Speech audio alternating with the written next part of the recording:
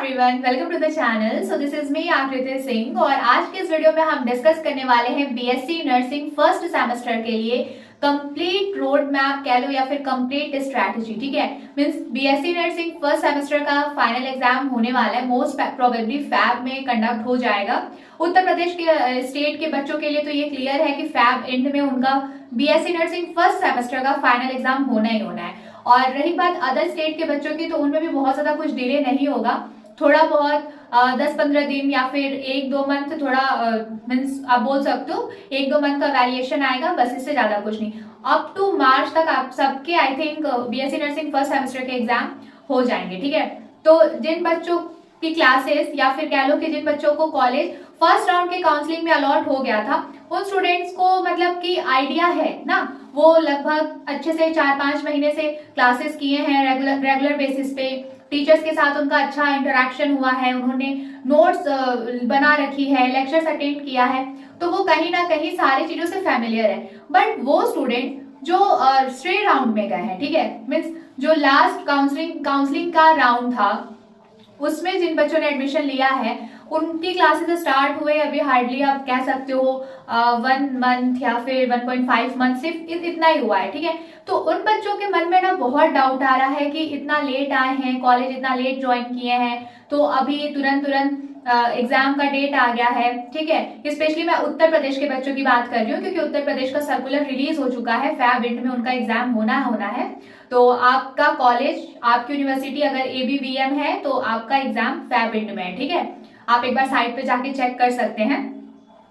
तो अब प्रॉब्लम क्या है? प्रॉब्लम ये है कि इतने सारे सब्जेक्ट्स हैं, फाउंडेशन ऑफ नर्सिंग पढ़ रहे हैं तो एनाटॉमी फिजियोलॉजी छूट रही है, एनाटॉमी एंड फिजियोलॉजी पे फोकस कर रहे हैं तो foundation of nursing, sociology, psychology manage नहीं हो पा रहा है।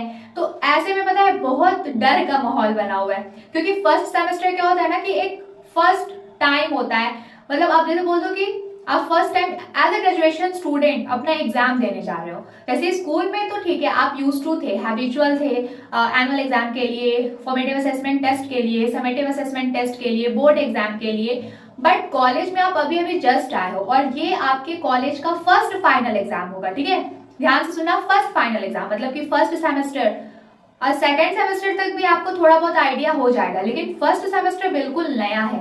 तो जो भी आपकी तैयारी होनी चाहिए वो इतनी प्रॉपर होनी चाहिए, इतनी स्ट्रांग होनी चाहिए कि फर्स्ट अटेम्प्ट में, मतलब जब आप फर्स्ट टाइम अपना सेमेस्टर एग्जाम में अपीयर हो तो उसी अटेम्प्ट में आप पास कर लो। ठीक है, बैक लगना, सप्ली आना, ये सारे पचड़ों से या फिर कह लो ये सारे लफड़ों से आप दूर रहो।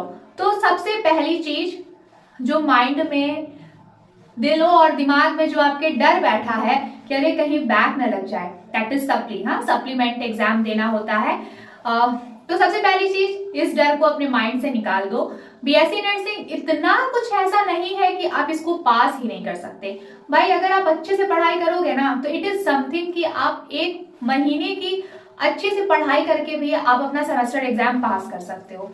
तो ये डाउट अपने मन से निकाल दो, या फिर ये जो आपका कॉन्फिडेंस लेवल डाउन कर रहा है, ये जो डर है कि कहीं फेल ना हो जाऊं, सबसे पहली चीज इस डर को ओवरकम करो। ठीक है, तो उसके लिए आपको अपने माइंड में ये चीज बैठानी होगी कि नहीं, अभी टाइम है, प्रॉपर टाइम है यार, सफिशिएंट टाइम है मेरे पास प्रिपरेशन के लिए, मैं अच्छे से पढ़ाई करूंगी, मैं अच्छे से पढ़ाई करूंगा और मैं first semester exam first time में ही क्लियर कर दूंगा या कर लूंगी। ठीक है, तो सबसे पहले ये डर को निकाल दो।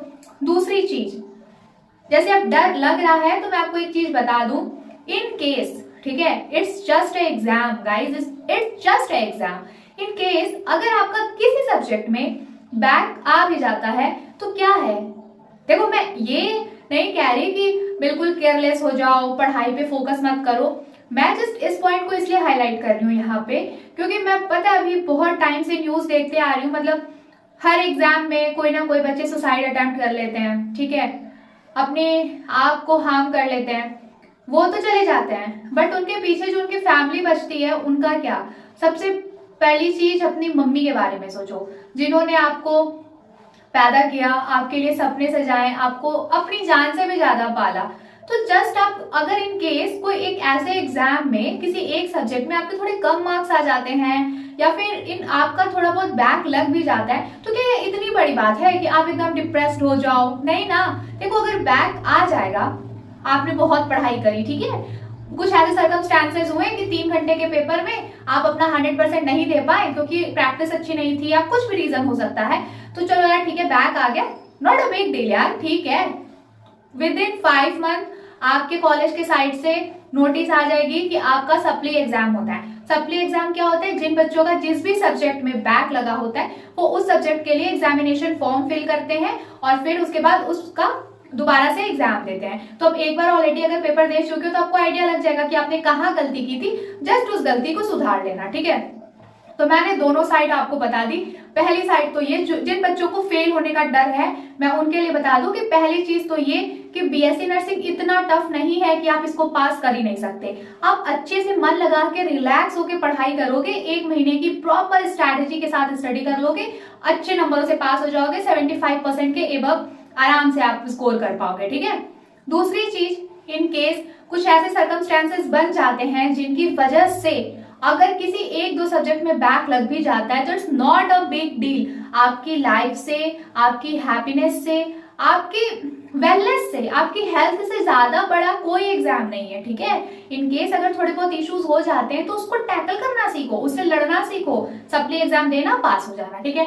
दोनों तरीके का माइंडसेट, मैं इसलिए दोनों साइड की, पहले तो फ्री हो जाओ यहाँ से, जो स्ट्रेस है ना, फेल होने का जो डर है दिमाग में बैठा, सबसे पहले उस डर को यहाँ से निकालो। जब डर निकल जाएगा ना तो आपके पास सिर्फ एक काम रहेगा कि मुझे अपना 100% देना है, मुझे जी जान लगा के प्रॉपर स्ट्रैटेजी के साथ तैयारी करनी है, अपना जाकर 3 घंटे में अच्छे से पेपर लिख के आना है। मैंने जो पढ़ा है मैं वो सारे पॉइंट्स लिख के आऊंगी।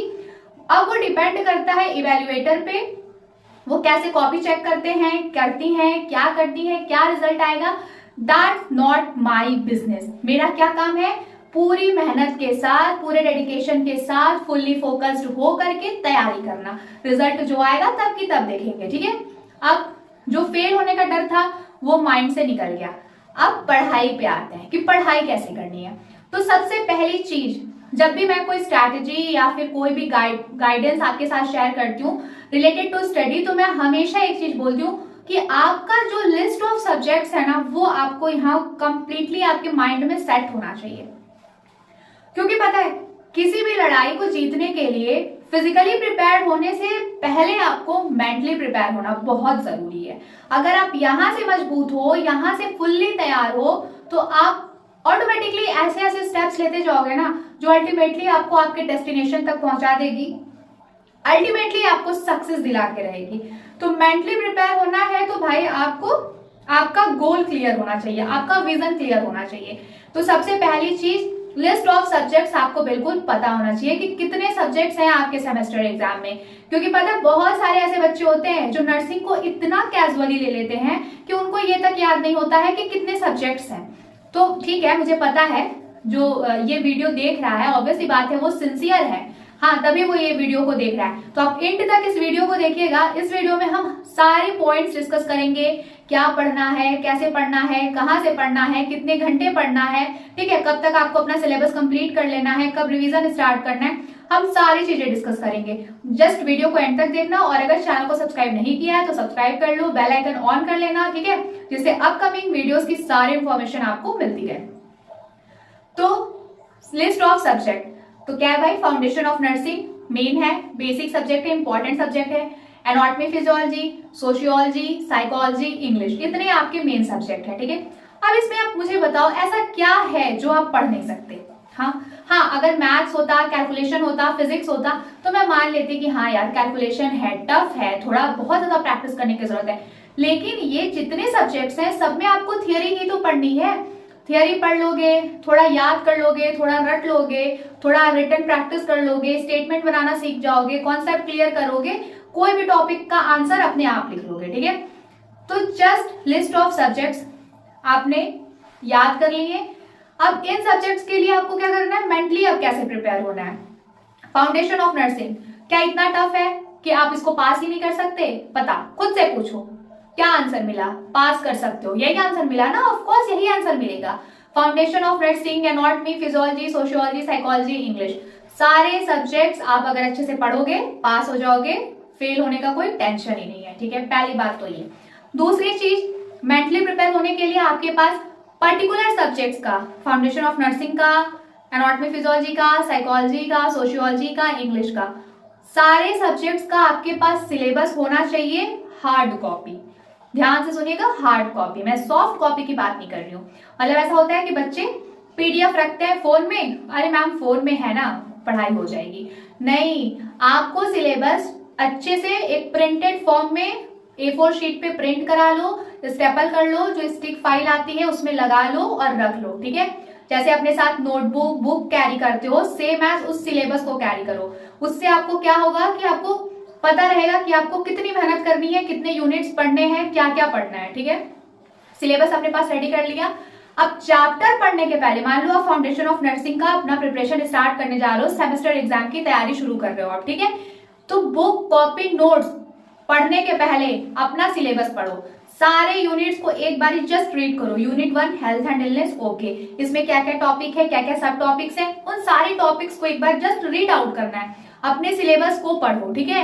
अपने सिलेबस को पढ़ोगे ना तो उससे आपको एक चीज क्लियर हो जाती है कि कौन सी मेन हेडिंग के अंदर कौन सा सब टॉपिक है। तो जब मेन हेडिंग और उसका सब टॉपिक क्लियर होता है ना, तो जब आप एग्जाम में आंसर लिख रहे होते हो, मान लो पूछ लिया वाइटल साइन, ठीक है, सीधा सीधा आपसे पूछ लिया डिफाइन वाइटल साइन, आपने सिलेबस को बहुत ध्यान से देखा है तो आपको तुरंत आपके माइंड में क्लिक कर लेगा कि हाँ वाइटल साइन का डेफिनेशन लिखना है, इंट्रोडक्शन मतलब इंट्रोडक्शन लिखना है, डेफिनेशन लिखना है, उसके कंपोनेंट्स लिखने हैं ना, उसके कौन कौन से कंपोनेंट्स हैं, temperature, pulse, respiration, blood pressure, फिर इन कंपोनेंट्स को अच्छे से डिफाइन करना है, इसको अल्टरेशन लिखना है, नर्सेज रिस्पॉन्सिबिलिटीज क्या होती हैं, रोल ऑफ नर्सेज क्या होता है, ये सारी चीजें लिखनी है। तो भाई आप एग्जाम में आपको 1 बाय 1 सीक्वेंस में सिस्टमैटिकली सारे आंसर्स ऑटोमेटिकली याद आते जाएंगे और आप अच्छे से कॉपी लिख के आओगे। ऐसा कब होगा? जब आप सिस्टमैटिक प्रिपरेशन करोगे। पहली चीज, लिस्ट ऑफ सब्जेक्ट्स आपको क्लियर रखना है। दूसरी चीज, आपके पास आपका सिलेबस सभी सब्जेक्ट्स का प्रिंटेड फॉर्म में हार्ड कॉपी अवेलेबल होना चाहिए। तीसरी चीज, चैप्टर या कॉपी नोटबुक बुक को पढ़ने के पहले अपना सिलेबस पढ़ो कि आपके सिलेबस में क्या क्या यूनिट है, उसके अंदर क्या क्या सब टॉपिक्स हैं, ठीक है। इतना काम कंप्लीट हुआ। अब आप मेंटली प्रिपेयर हो गए, अब आपको फिजिकली मेंटली सारी एंगल से प्रिपेयर होना, अब आपको एक्चुअल प्रिपरेशन स्टार्ट करनी है। तो सबसे पहले हम बात करते हैं फाउंडेशन ऑफ नर्सिंग की कि आपको फाउंडेशन ऑफ नर्सिंग में कैसे पढ़ाई करनी है। तो देखो फाउंडेशन ऑफ नर्सिंग में क्या है ना कि मैं आपको पहले कुछ ऐसे चैप्टर्स बताती हूँ जहां से बहुत इंपॉर्टेंट क्वेश्चंस बनते हैं, ठीक है। तो सबसे पहला जो है हेल्थ एंड इलनेस, ठीक है। हेल्थ एंड इलनेस आपको पढ़ना, वैसे तो आपको सारे चैप्टर्स पढ़ने हैं, लेकिन कौन से चैप्टर्स पे आपको ज्यादा फोकस करना है अभी स्टार्टिंग में वो मैं आपको बता रही हूँ। हेल्थ एंड इलनेस, ठीक है, health care delivery system, okay, vital sign, ठीक है, फिर कंफर्ट एंड डिवाइसेस, ठीक है, रेस्ट कंफर्ट एंड डिवाइसेस, ये एक यूनिट है आपका। फिर फर्स्ट एड, ये कुछ ऐसे यूनिट्स हैं जिसको आपको जरूर से पढ़ना है, सबसे पहले पढ़ना है, क्योंकि यहां से ना क्वेश्चंस आते ही आते, मतलब अब तक आते रहे हैं। और एक चीज मैं आपको यहाँ पे बता दूं, कुछ बच्चे बोलते हैं कि दीदी PYQ पढ़ लें क्या, उससे तैयारी हो जाएगी, जितने क्वेश्चंस आए हैं जस्ट उतना पढ़ के जाए तो हो जाएगा। तो मेरी बात सुनो, PYQ जो आपको अवेलेबल कराया है वो बंदा, और अब 2025 में जो एग्जामिनर आपका पेपर सेट करेगा वो सेम नहीं है, दोनों का माइंडसेट अलग है भाई। वो एग्जामिनर है और INC में ना ऐसा कहीं नहीं लिखा है कि बच्चों के लिए सिर्फ प्रीवियस ईयर क्वेश्चन के बेसिस पे ही क्वेश्चन बनाना है। भाई INC ने आपको सिलेबस दे दिया है, आपकी ड्यूटी है एज अ स्टूडेंट सिलेबस के हर एक यूनिट को पढ़ना, और जो एग्जामिनर पेपर सेट कर रहा है वो किसी भी यूनिट से क्वेश्चन पूछ सकता है, उनको अथॉरिटी है, क्योंकि सिलेबस में अगर वो यूनिट है इट मींस दैट कि आपको पढ़ना था। वो एग्जामिनर है, वो वाइटल साइंस से भी क्वेश्चन दे सकते हैं, ठीक है, वो नर्स पेशेंट रिलेशनशिप से भी क्वेश्चन दे सकते हैं, कम्युनिकेशन से क्वेश्चन दे सकते हैं, ओके, फर्स्ट एड से क्वेश्चन, वो किसी भी यूनिट से क्वेश्चन दे सकते हैं। तो एक चीज तो अपने माइंड में बैठा लो, पढ़ाई का कोई शॉर्टकट नहीं होता भाई। और ये जो ग्रेजुएशन में सेमेस्टर्स एग्जाम्स होते हैं ना, ये BSc nursing is not like plain BSc and something like that कि आप जस्ट गेस्ट पेपर उठाए, उसको पढ़े और गए, कुछ भी लिख के आ गए, लाइक 60% या फिर पास होने जैसा मार्क्स मिल गया। नहीं नहीं, बिल्कुल नहीं। आप अगर ऐसा सोच रहे हो तो आप गलत हो। बीएससी नर्सिंग इज समथिंग जिसमें जो क्वेश्चन पूछा है अगर उसके according to the point answer लिख के आओगे तभी मार्क्स मिलेंगे, तभी पास हो पाओगे। अगर आप कहानी लिख के आते हो, पैराग्राफ में लिख के आते हो, तब भी आपके मार्क्स डिडक्ट होते हैं। तो एक्चुअल में क्या तरीका होता है आंसर राइटिंग का, वो सारी चीजें मैं भी मतलब आपको तैयार करा दूंगी, ठीक है। अभी उसमें टाइम है, पहले आप सिलेबस तो पढ़ लो, पहले चीजें तैयार कर लो, तब पेपर लिखने की प्रैक्टिस स्टार्ट करना, ठीक है। पहले अपने थ्योरी पोर्शंस रेडी करो। तो आपको एक चीज और क्लियर हो गई कि आपको गेस्ट पेपर या फिर प्रीवियस ईयर क्वेश्चन पेपर के जस्ट भरोसे नहीं रहना है। आपको सबसे पहले अपना सिलेबस कंप्लीट करना है।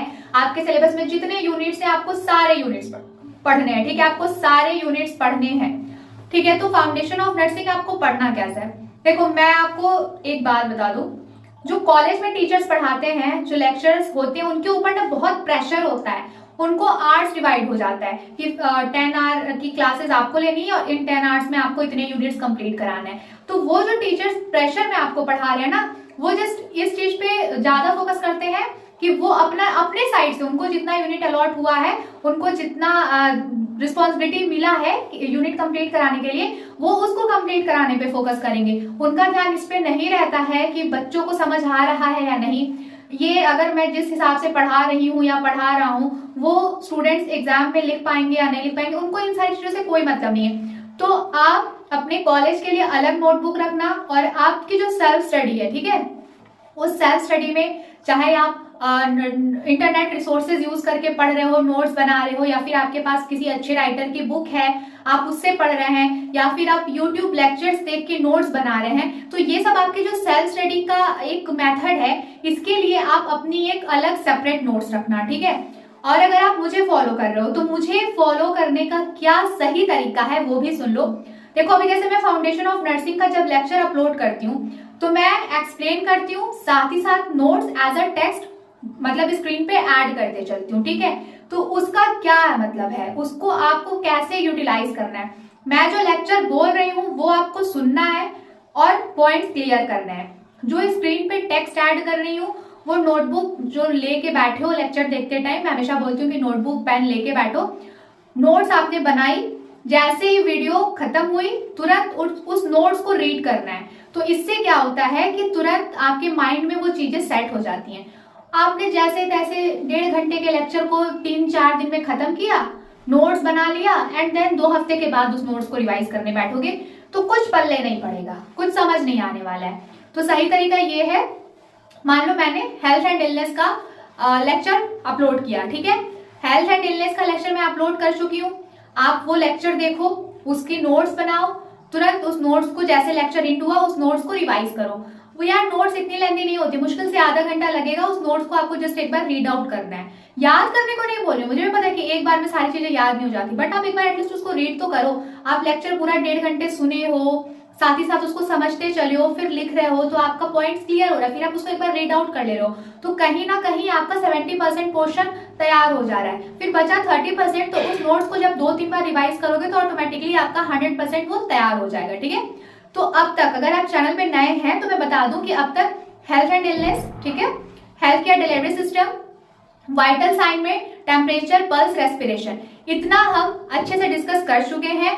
ये सारी वीडियोस आप चैनल के होम पेज पे जाइए, उधर से प्लेलिस्ट सेक्शन में विजिट करिए, वहां पे सीक्वेंस वाइज मैंने अब तक जितने भी लेक्चर्स अपलोड किए हैं वो आपको उधर अवेलेबल मिल जाएगा। आप वहां से लेक्चर देखिए, नोट्स बनाइए, उस नोट्स को रिवाइज करिए, ठीक है। इट्स माय प्रॉमिस कि मैं जैन एंड तक आपका सिलेबस कंप्लीट करा दूंगी। जस्ट मेरे साथ साथ पढ़ते जाओ, मैं जैसे जैसे गाइडेंस आपको प्रोवाइड कर रही हूँ उस गाइडेंस को फॉलो करो, पढ़ाई करते चलो, पक्का पास हो जाओगे। क्योंकि वो टेक्निक्स मैंने भी फॉलो करी थी यार, और आज मैं फाइनल ईयर स्टूडेंट हूँ, ठीक है। मान लो अगर सेकंड ईयर में रहती तो आप थोड़ा मेरे ऊपर डाउट कर सकते थे, बट मैं फाइनल ईयर में हूँ, ठीक है। अभी कुछ दिन में मेरी इंटर्नशिप स्टार्ट होने वाली है, तो आप फ्रेशर स्टूडेंट हो, अच्छी बात है ना, आप मतलब ये गाइडेंस को अपनी लाइफ में फॉलो कर सकते हो। तो ये पढ़ने का तरीका है फाउंडेशन ऑफ नर्सिंग, ठीक है। लेक्चर देखो, ठीक है, नोट्स बनाओ, ओके, उस नोट्स को सेम टाइम पर रिवाइज करो। अगर आप लेक्चर नहीं देख रहे हैं, कोई बुक रेफर कर रहे हैं, तब आप नोट्स कैसे बनाएंगे। देखो बच्चे क्या करते हैं ना, बुक्स को देखते जाते हैं, जो बुक में लिखा है एज इट इज उसको कॉपी में लिखते रहते हैं, लिखते रहते हैं, लिखते रहते हैं। नहीं, नोट्स वैसे नहीं बनाते हैं। अगर आप किसी बुक से कोई टॉपिक पढ़ रहे हो, ठीक है, मान लो आपने फाउंडेशन ऑफ नर्सिंग की एक बुक रखी है किसी राइटर की, मान लो, ठीक है। फिर उसमें से आप ये वाइटल साइन पढ़ रहे हैं, ठीक है, वाइटल साइन आपका एक यूनिट है, आप उसको पढ़ रहे हो, तो उस वाइटल साइन को पढ़ लो, उस टॉपिक को पढ़ो, बुक में जो जो टॉपिक दिया है सारे टॉपिक्स को एक बार पहले रीड करो, उस टॉपिक से आप क्या समझे हो, उसमें आपको क्या क्या इंपॉर्टेंट लगा है, वो सारी चीजें आप अपनी नोटबुक में लिखो। नोट्स इज समथिंग जिसको आप एग्जाम के पहले जब रिवाइज करो तो आपका सारा चीज तैयार हो जाए और जस्ट आप एग्जाम में जाओ, फिर उसको सिस्टमैटिकली जैसा क्वेश्चन पूछा है उस तरीके से आंसर दे के आओ, ठीक है।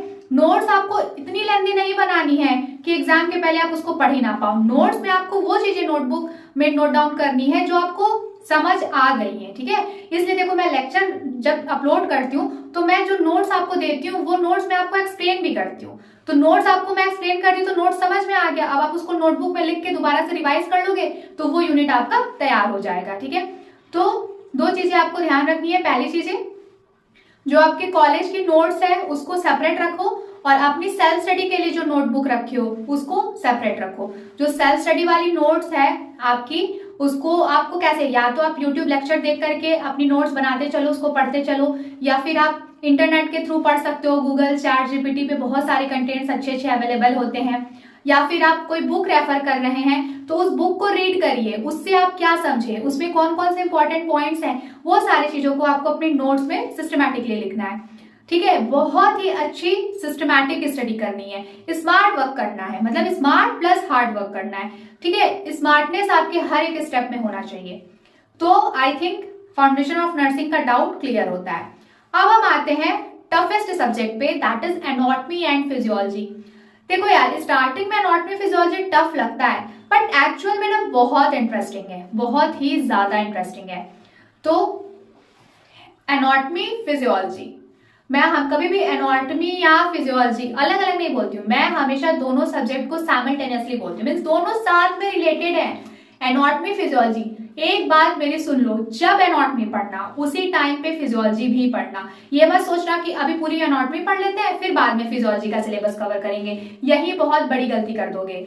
एनाटॉमी फिजियोलॉजी को कंबाइंड फॉर्म में पढ़ना है। हाँ, आपका पेपर अलग अलग होगा, एनाटॉमी का पेपर अलग होगा, फिजियोलॉजी का अलग होगा, लेकिन आपको पढ़ते टाइम दोनों साथ में पढ़ना है। मैं ऐसा क्यों बोल रही हूँ, देखो एनाटॉमी क्या है, आपको स्ट्रक्चरल, मतलब कि आपको एक सिस्टम का स्ट्रक्चर पढ़ना है। फिजियोलॉजी क्या है, सिस्टम काम कैसे कर रहा है वो पढ़ना है। तो भाई जिस सिस्टम का स्ट्रक्चर पढ़ रहे हो उसी सिस्टम का फिजियोलॉजी भी उसी टाइम पे पढ़ के खत्म करो, ठीक है। मैं कहना क्या चाह रही हूँ, मान लो आज आपने रिस्पायरेटरी सिस्टम का एनाटॉमी पढ़ा, ठीक है, इधर से आपका किधर से, जैसे नॉस्ट्रिल से स्टार्ट हो रहा है, एल्वियोलाई, डायफ्राम, मतलब सारे जितने भी रिस्पायरेटरी सिस्टम में ऑर्गन्स हैं, ठीक है, उन सब के बारे में अगर आप उनके स्ट्रक्चर के बारे में, उनके लोकेशन के बारे में पढ़ें तो आपको रिस्पायरेटरी सिस्टम का ही फिजियोलॉजी पढ़ना है। ये नहीं कि एनाटॉमी रिस्पायरेटरी सिस्टम की पढ़ रहे हैं, फिजियोलॉजी डाइजेस्टिव सिस्टम का पढ़ रहे हैं या मस्कुलोस्केलेटल सिस्टम का पढ़ रहे हैं, नहीं भाई नहीं। एनाटॉमी जिस चीज की पढ़ो उसी चीज का फिजियोलॉजी भी पढ़ो और साथ साथ कंबाइंड नोट्स बनाओ, ठीक है। मान लो जैसे आपने आज रिस्पायरेटरी सिस्टम पढ़ा, तो आज मान लो रिस्पायरेटरी सिस्टम की एनाटॉमी पढ़े हो, तो कल आपको क्या पढ़ना है, रिस्पायरेटरी सिस्टम का फिजियोलॉजी। तो एनाटॉमी फिजियोलॉजी आपका रिस्पायरेटरी सिस्टम का कंप्लीट हो गया। अब दूसरे सिस्टम की तरफ बढ़ो, कार्डियोवैस्कुलर सिस्टम, तो कार्डियोवैस्कुलर सिस्टम का एक साइड एनाटॉमी पढ़े, फिर नेक्स्ट डे आप कार्डियोवैस्कुलर सिस्टम का ही फिजियोलॉजी पढ़ोगे, तो कार्डियोवैस्कुलर सिस्टम का एनाटॉमी फिजियोलॉजी दोनों कंप्लीट हो गया। तो एनाटॉमी फिजियोलॉजी इस तरीके से पढ़ते हैं, जिस सिस्टम का एनाटॉमी पढ़ रहे हो उसी सिस्टम की फिजियोलॉजी पढ़ो और प्रॉपर कंबाइंड नोट्स बनाते चलो। एनाटॉमी बकायदा लिखो, एनाटॉमी में स्ट्रक्चर है, सारा लोकेशन है, स्ट्रक्चर है, सब है। फिजियोलॉजी, चलो उसका फिजियोलॉजी मैकेनिज्म है, सारी चीजें हैं, ठीक है। तो इस तरीके से आपको एनाटॉमी और फिजियोलॉजी पढ़ना है। एनाटॉमी फिजियोलॉजी जिन बच्चों को टफ लगता है, पढ़ने में ही डर लगता है, मैं उनको एक बात बता रही हूँ, इस चीज को फॉलो करना।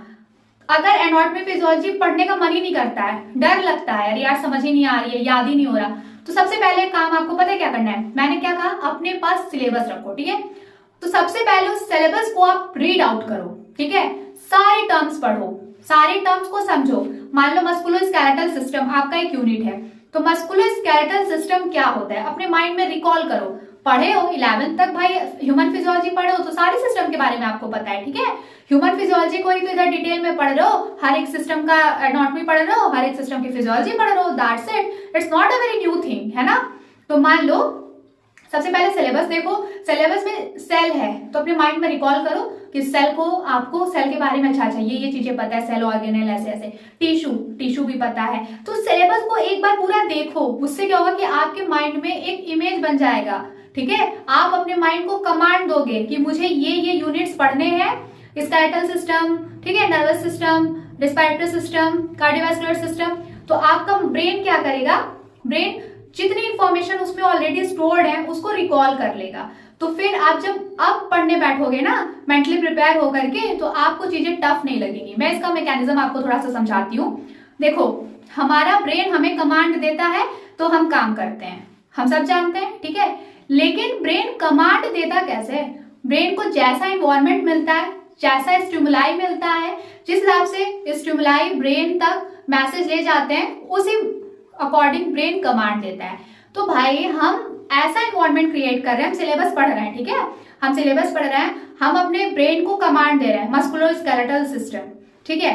तो ब्रेन क्या कर रहा है, मस्कुलोस्केलेटल सिस्टम के बारे में सोच रहा है। तो अब तक आपने मस्कुलोस्केलेटल सिस्टम के बारे में जितना पढ़ा था 11th की ह्यूमन फिजियोलॉजी वाले चैप्टर में, यूनिट में, वो सारी चीजें, हाँ पूरे पॉइंट्स तो नहीं, लेकिन कहीं ना कहीं एक रफ इमेज आपके माइंड में बन जाएगा। तो जो चीजें आपको एनाटॉमी फिजियोलॉजी पढ़ने में जो डर लग रहा था ना कि नया है, याद नहीं हो रहा है, वो डर खत्म हो जाएगा, एनाटॉमी फिजियोलॉजी बहुत इजी लगने लगेगी। तो सबसे पहले पूरा सिलेबस पढ़ डालो, पढ़ना है, याद करने को नहीं बोल रही हूँ, पूरा सिलेबस एक बार रीड करो, कौन कौन से यूनिट हैं, कौन कौन सा सिस्टम है, कौन कौन से सिस्टम में क्या क्या, मतलब नाम जस्ट रीड करना है, मस्कुलोस्केलेटल, ठीक है, रेस्पिरेटरी सिस्टम, उसमें क्या क्या है, ठीक है। इस तरीके से आपको पहले अपना सिलेबस पढ़ लेना है, जस्ट रीड आउट करना है, उसके बाद एनाटॉमी फिजियोलॉजी पढ़नी है। और पढ़ना कैसे है, जिस सिस्टम का एनाटॉमी पढ़ रहे हो उसी सिस्टम का फिजियोलॉजी पढ़ो।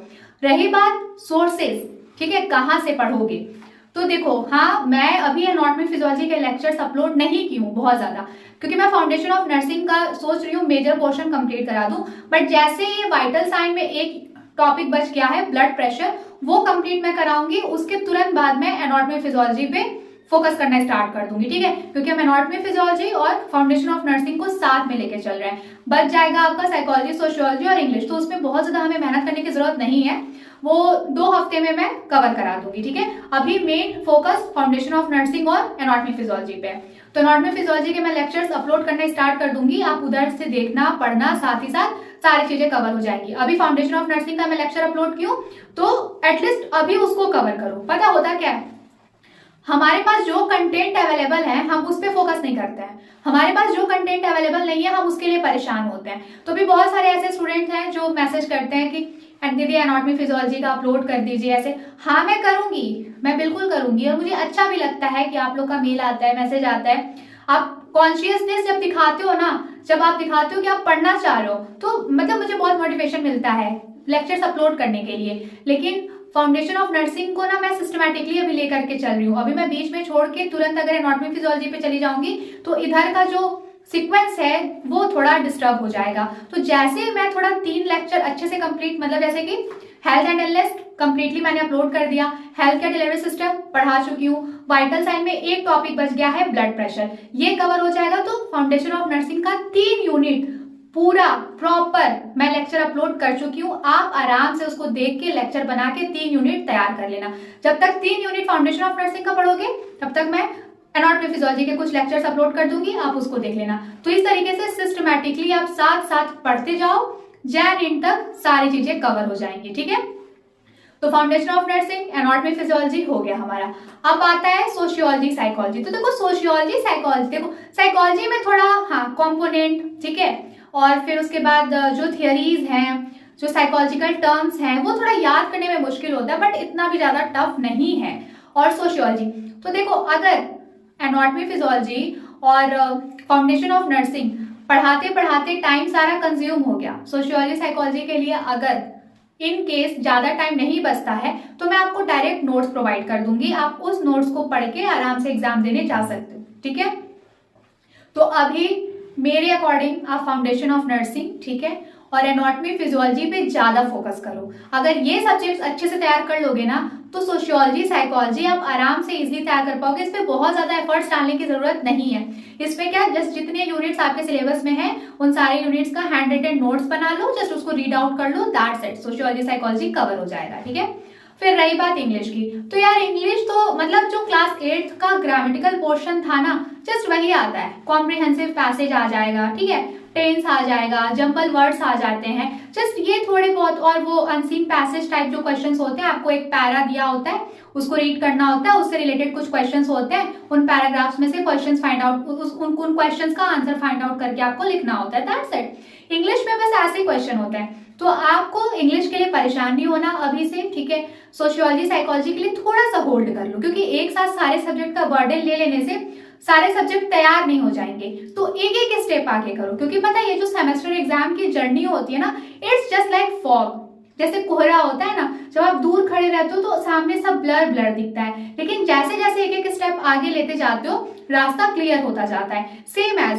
जैसे जैसे एक दिन में एक सब्जेक्ट का एक यूनिट करोगे, आगे का रास्ता क्लियर होता चला जाएगा, ठीक है। तो पैनिक मत हो कि ये सब्जेक्ट पढ़ रहे हैं, वो नहीं पढ़ रहे हैं, ये पढ़ रहे हैं, वो नहीं पढ़ रहे हैं। भाई एक बार में एक ही सब्जेक्ट पढ़ोगे ना, अभी टाइम है, तो धीरे धीरे कोई एक सब्जेक्ट उठाओ, उसको पढ़ना स्टार्ट करो, फिर उसका कुछ पोर्शन कवर हो गया तो दूसरे सब्जेक्ट पे जाओ, उसका मेजर पोर्शन कवर करो, ऐसे करके सिस्टमैटिकली स्टडी करते रहो, ठीक है। टेंशन बिल्कुल नहीं लेना है, डर तो अपने मन से निकाल ही दो, बस मेहनत करते जाओ, सही डायरेक्शन में मेहनत करो, सक्सेस जरूर मिलेगी, ठीक है। तो सोशियोलॉजी साइकोलॉजी के लिए बस जितना सिलेबस में पॉइंट्स है उस पॉइंट्स को रीड करना है, नोट्स बनाने उसको पढ़ लेना है, बस उसमें बहुत ज्यादा एफर्ट्स डालने की जरूरत नहीं है, ठीक है।